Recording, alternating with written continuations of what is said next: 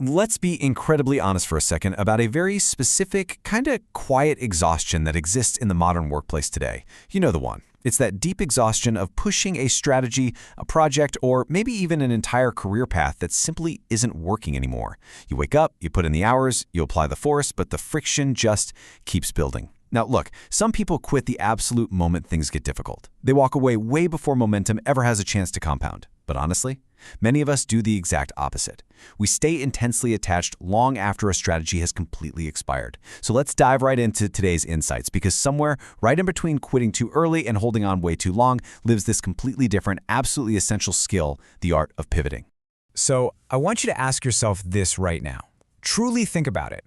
Are you actually persisting, or are you just being stubborn?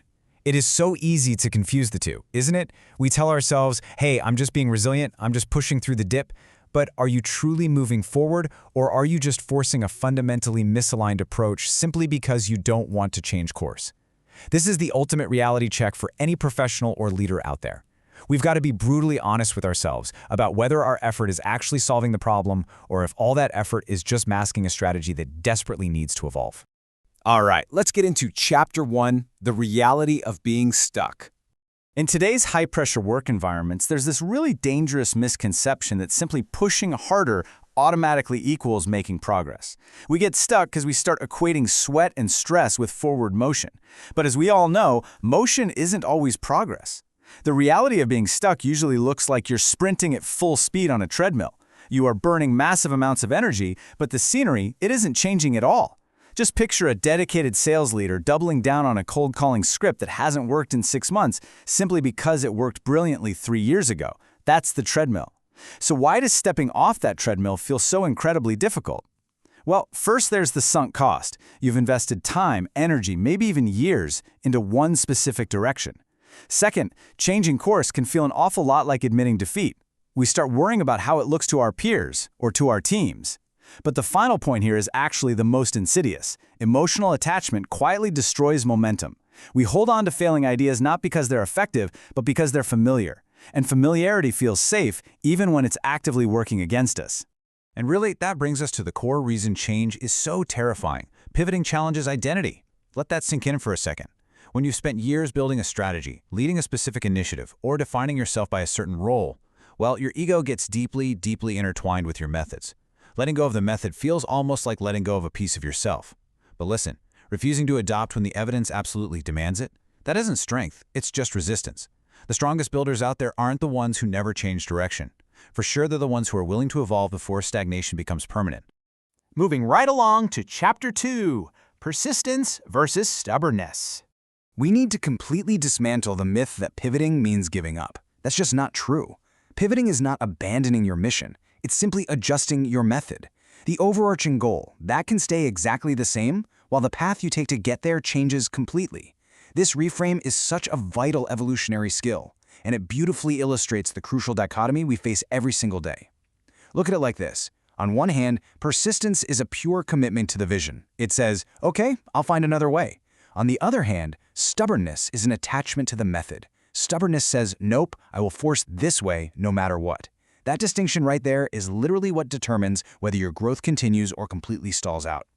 Smart leaders, the ones who truly thrive, they pivot because they know something fundamental. Momentum matters infinitely more than their ego. So the real trick is knowing how to read the terrain, because not every strategy is designed to last forever. Markets evolve, industries totally transform, and what worked perfectly yesterday might create massive friction tomorrow. You have to recognize exactly what kind of resistance you're facing. Sometimes you hit temporary difficulty. This is a wall meant to be pushed through. It requires pure grit. But other times, you're dealing with structural misalignment, and that is a flashing neon signal to change direction. Real wisdom in the modern workplace is cultivating the awareness to know the exact difference between a tough project and a fundamentally broken strategy. Which leads us to Chapter 3, the cost of rigidity. Let's shift our focus to the real-world consequences of waiting too long.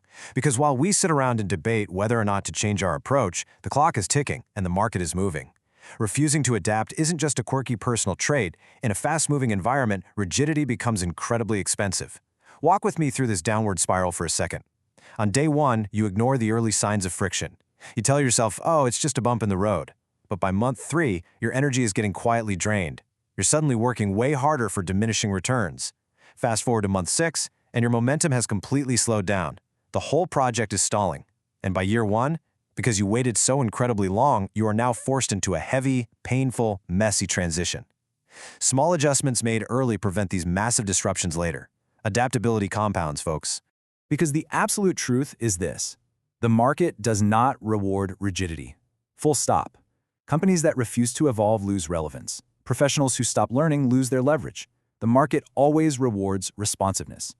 Now let's be clear, this doesn't mean chaotic change or endless trend chasing. It means intentional adaptation. It's the ability to observe reality clearly, detach your ego, and respond accordingly. Let's switch gears a bit. Chapter 4, the experimentation mindset. If the cost of being rigid is so high, how do we actually make pivoting less painful? Well, we do it by completely shifting our mindset. We have to remove the heavy emotional pressure of failure and stop viewing our professional choices as these permanent, inflexible identities. Instead of staring at a struggling strategy and asking the fear-based question, oh man, what if this fails? I want you to start asking, what is this teaching me right now? When you treat your career moves, your projects, and your leadership initiatives as fluid experiments, you completely remove the emotional pressure. Experiments create flexibility. They normalize adjustment. Not every direction needs to become a lifelong commitment. Sometimes a path exists solely to reveal a much better one to you. Okay, Chapter 5. Pivot without losing momentum. A major reason people are terrified of pivoting is they think it means starting completely over from scratch. But that is a total myth. Pivoting is not starting from zero. It's starting from experience. You carry your lessons forward. Your skills transfer. The patterns you've learned remain incredibly useful. So let's look at the actual framework for strategic pivoting without collapsing your momentum. Step 1, separate ego from execution. Your strategy failing does not mean you failed, right? Step 2, track signals honestly. Is your progress slowing down despite consistent effort? Don't ignore that data. Step 3, adjust incrementally first. Remember, really small pivots often solve very large problems. You don't always need to burn the boats. And finally, step 4, protect transferable skills. Focus heavily on what carries forward.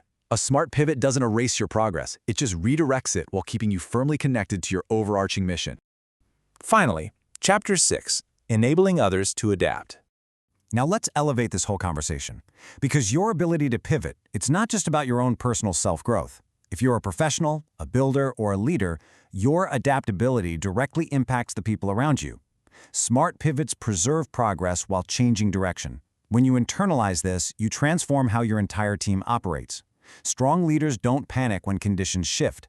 They reassess, recalibrate, and redirect. And when you show the humility to admit something isn't working, the courage to shift publicly, and the discipline to rebuild momentum quickly, you provide a roadmap for your team to do the exact same thing without fear. You literally replace a culture of stubbornness with a culture of agile, proactive awareness. Which brings us to our final thought for today. The people who sustain long-term success rarely stay fixed in one place. They evolve, they constantly update their systems, and they define themselves by movement, not by a single rigid strategy. But true leadership extends way beyond your own movement. Growth isn't just how far you go, it's how many you take with you. So who are you enabling today?